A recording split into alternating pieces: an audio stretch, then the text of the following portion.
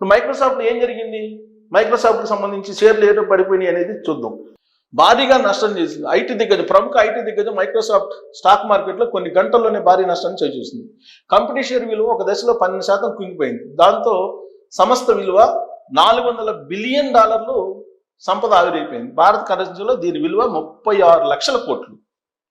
Stock market చరిత్రలో ఒక్క రోజులో ఈ స్థాయిలో పతనం కావడం ఇది రెండోది. గత ఏడాది జనవరిలో చైనాకి చెందిన డీప్సీక్ ఏఐ మోడల్ ప్రవేశంతో చిప్ తయారీ సంస్థ ఎన్విడియా $593 బిలియన్ కోల్పోయింది. సో అప్పుడు కోల్పోయింది డీప్సీక్ కారణంగా, ఇప్పుడు మైక్రోసాఫ్ట్ కోల్పోయింది, అప్పుడేమో ఎన్విడియా కోల్పోయింది. 2020 మార్చి తర్వాత మైక్రోసాఫ్ట్ ఈ స్థాయిలో నష్టాలను చవిచూడడం ఇది తొలిసారి. 1986లో ఈ టెక్ సంస్థ ఐపీఓకి వచ్చిన తర్వాత ఈ స్థాయి నష్టాలను చూడడం చాలా తక్కువ. కృత్రిమ మీదపై కంపెనీ చేస్తున్న వ్యయాలతో ఇన్వెస్టర్లు ఆందోళన చెందుతున్నారు.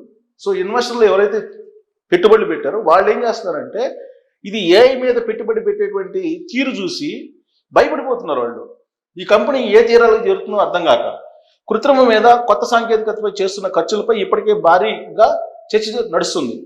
గత ఏడాది పెట్టిన భారీ పెట్టుబడులకు ఏ మేరకు ఫలితాలు అందాయో తెలుసుకోవాలని వాటాదారులు భావిస్తున్నారు. మైక్రోసాఫ్ట్ తన క్లౌడ్ ఏఐ విభాగాలపై పెట్టుబడుల్లో 66% పెరుగుదల కనిపించింది. సో పెట్టుబడులు ఎక్కువగా దాన్ని క్లౌడ్ అండ్ ఏఐ మీద ఎక్కువగా పెట్టుబడి పెట్టి 66% పెట్టారంట. ఇటీవల త్రైమాసిక ఫలితాలు ఈ విషయం వెల్లడింది. కానీ మైక్రోసాఫ్ట్ క్లౌడ్ ప్లాట్ఫామ్ అజ్యూర్ వృద్ధి గత త్రైమాసికంతో పోలిస్తే మందగించింది. ఇది మదుపర్ల సెంటిమెంట్ని దెబ్బతీస్తుంది. అది విషయం. పెట్టుబడికి తగిన విధంగా అక్కడ రీసెర్చ్ లేదు. దాంతో ఇన్వెస్టర్స్ అనుమానపడి అమ్మటం మొదలుపెట్టారు. దాంతో ఒత్తిడికి లోనై 12% షేర్ పడిపోయింది. గత ఏడాది కాలంలో డేటా సెంటర్ల మీద గూగుల్, మెటా, మైక్రోసాఫ్ట్, అమెజాన్ వంటి కంపెనీలు భారీగా పెట్టుబడులు పెట్టనున్నాయి. ఈ ఏడాది, రాబోయే ఏడాది అంటే ఈ ఏడాది.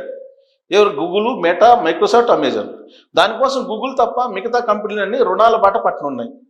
ఏఐతో తమకు స్వర్ణయుగం వస్తుందనే ఆశతో అప్పులు చేస్తున్నారు. ఓపెన్ ఏఐ సంస్థ రానున్న సంవత్సరాల్లో 1.4 లక్షల కోట్లు, 1,40,000 కోట్లు డాలర్లు పెట్టుబడులు అవసరం. డాలర్లు, రూపాయలు కాదు, డాలర్లు అవసరం అవుతాయని చెప్తుంది. ఏది? Open AI. 2030కి కానీ లాభాలు రావని ఇప్పటికే వెల్లడైంది. ఈ ఎదురుచూపులు మదుపరులను నిరాశకు గురి చేశాయి. ఇది విషయం. సో ఇప్పుడు పెట్టుబడి పెడితే ఇది 30 లక్షల కోట్లు, 40 లక్షల కోట్లు పెట్టుబడి పెడితే 2030 నాటికి దాని రిజల్ట్ వస్తాయని చెప్పి ఎక్స్పెక్ట్ చేస్తున్నారు. దీంతో గాల్లో మేడలు కడుతున్నాయి, ఈ సంస్థలన్నీ గాల్లో మేడలు కడుతున్నాయి అని చెప్పి భావించి ఇన్వెస్టర్స్ ఎవరైతే పెట్టుబడులు పెట్టారో వాళ్ళందరూ మళ్ళీ తీసుకునేటువంటి ఆలోచన చేశారు. దాంతో షేర్ వాల్యూ 12% పడిపోయింది.